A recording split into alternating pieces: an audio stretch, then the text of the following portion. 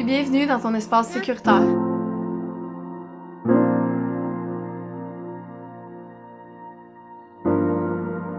J'ai le secret ultime, c'est le travail sur toi.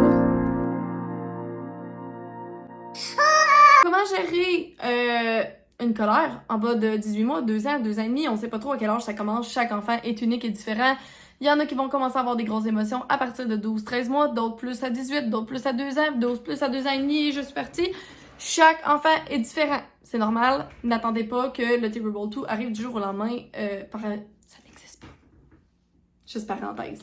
Plus tu laisses des choix à ton enfant, plus jeune tu laisses des choix à ton enfant, plus vite tu vas pouvoir get rid de ce Terrible 2. Ce qui veut dire que, ton enfant est un peu comme un chien. J'aime pas vraiment ça, comparer ça. Mais si tu dis, mon chien, mon chiot n'est pas capable d'apprendre de s'asseoir, comment je peux faire pour qu'il s'assoie? Tu lui assois, tu lui donnes une gâterie. Hein? Nous, en tant qu'humains, la gâterie, c'est le renforcement positif. Donc, comment que je veux que mon enfant arrive à faire quelque chose sans avoir un gros meltdown et qu'il apprenne un nouveau skills? Modélisation. Donc, si je veux qu'il apprenne son manteau, je lui montre comment faire plusieurs fois d'affilée. Ou explication et renforcement positif. Fait que, on peut lui montrer et faire du renforcement positif. En gros, le renforcement positif, c'est la récompense. Comme on donnerait à un chiot, nous, on va donner du renforcement positif parce que beaucoup d'humains marchent au renforcement positif.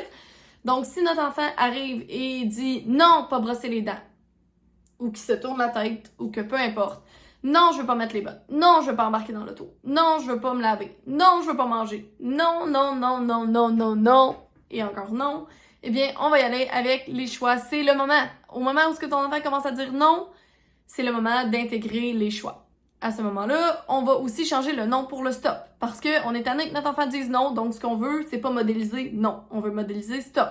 Si notre enfant est en train de faire quelque chose de dangereux, on va lui dire stop avec la main et on va essayer d'intégrer ça chez notre enfant plutôt que le non. Comme ça, la phase du non perd tout son sens.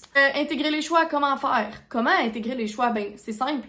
On va y aller avec, il y a 2 types de choix.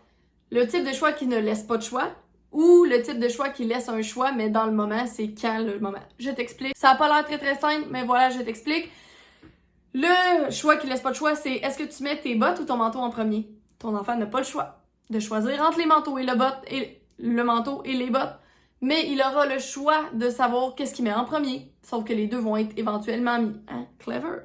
Par contre, si tu veux faire pas ce choix-là parce que tu veux vraiment lui laisser le choix, on va lui laisser le choix du quand. Quand est-ce que tu veux mettre ton manteau ou tes bottes?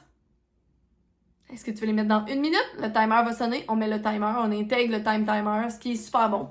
Donc, pour l'hygiène et la sécurité, je vous dirais qu'on laisse des choix, pas de choix. Fait que les choix, pas de choix, c'est est-ce que tu veux les bulles bleues ou les bulles rouges dans le bain? Est-ce que tu veux prendre ton bain vite en chantant ou plus lentement, mais avec des jouets? Tu sais, ça, c'est toutes des choses que tu peux intégrer chez ton enfant. Mais l'hygiène, ce n'est non négociable, les parents, s'il vous plaît. On brosse les dents de nos enfants, on les lave. Ils peuvent décider quand. Ça, c'est pas grave. Avant le souper, après le souper. Mais en bas de 2 ans, c'est rare qu'ils choisissent le quand. Fait que j'irais plus avec les choix, pas de choix pour en bas de 2 ans. Et en haut de 2 ans, j'irais plus avec le quand. Tout s'intègre, mais la constance, c'est la clé. Ça veut dire que si tu choisis de faire quelle manche tu mets en premier, celle-là ou celle-là, eh bien, tu y vas souvent avec, chaque fois qu'on met le manteau, on demande quelle manche en premier. Si on est pressé, on incruste les transitions. Transition, ce qui veut dire qu'on n'a pas le choix parce qu'on est ultra pressé. Et à ce moment-là, c'est genre, OK, go, go, go, on va être ultra pressé. Ça veut dire qu'on va faire la course pour mettre le manteau. C'est qui met son manteau en premier? Puis là, après ça, on va embarquer dans l'auto, puis je vais t'attacher, puis on va aller chez le médecin parce qu'on sera pas en retard. Fait que les transitions super importantes à intégrer, ça peut être utile quand on veut partir du parc, quand on veut partir d'une activité, quand on va partir pour aller à la garderie. Quels amis tu vas aller voir? Moi, je suis sûre que Jackson va être là. Wouhou! Yeah! Est-ce que c'est notre ami Jackson? Oui, oui. Notre enfant comprend pas tous nos mots, mais l'interaction, c'est stimulant, c'est captivant et ça nous redirige des crises et donc ça nous sauve la vie. Fait que c'est vraiment important de les aviser de ce qui va se passer. Fait que ça, tu peux l'intégrer pour avoir zéro Terrible 2 et comprendre que ça n'existe pas. En fait, c'est la phase de contrôle, la phase d'identification de soi. C'est vraiment ça. Fait que pour récapituler et que ce soit parfait, 1. tu l'avises de ce qui s'en vient.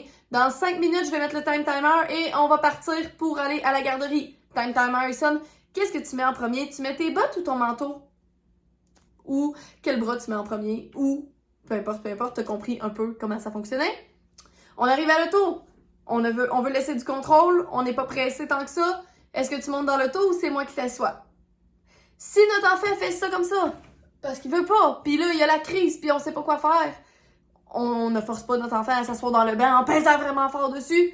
On essaye les chatouilles, on essaye de rire, on essaye le jeu. Et si jamais on n'est pas capable de calmer la crise et que la crise continue, on fait la paix avec le fait qu'on va être en retard ce matin-là. Évidemment, parce qu'on n'a pas le contrôle sur nos enfants, mais on a le contrôle sur nos réactions, les parents, s'il vous plaît. Donc, on essaye les chatouilles, on essaye de chanter une chanson, on essaye de faire que c'est notre enfant qui s'attache tout seul, qui met la sangle. Tu vas mettre celle-là, puis moi, je vais mettre celle-là entre tes jambes. Hein? Super. On suit les recommandations de peu importe c'est qui qu'on suit les recommandations pour les bancs d'auto. Puis, on s'en va à la garderie. Si jamais il y a un meltdown, une crise, on baisse tout le son. On essaye vraiment de calmer le jeu pour que notre enfant soit le plus calme possible et revienne au calme avant de rentrer à la garderie, parce que partir une journée avec un enfant qui part en crise à la garderie, c'est plate pour l'éducatrice, c'est plate pour notre enfant, c'est plate pour nous. Fait que si on a le temps, puis si on a le luxe d'avoir le temps, on prend le temps, s'il vous plaît. Si on n'a pas le luxe d'avoir le temps, on utilise les transitions, on utilise les choix. Et c'est comme ça qu'on dit adieu au Terrible 2, parce que d'un certain sens, les enfants n'ont pas de Terrible 2, ils ont des affirmations de soi. Ils ont besoin de savoir: est-ce que j'ai le contrôle sur comment je m'habille? Est-ce que j'ai le contrôle sur comment je m'assis? Combien de temps j'ai le contrôle sur ce que je vais manger? Comment j'ai le contrôle sur ce que je vais manger? Et tout est une question de contrôle.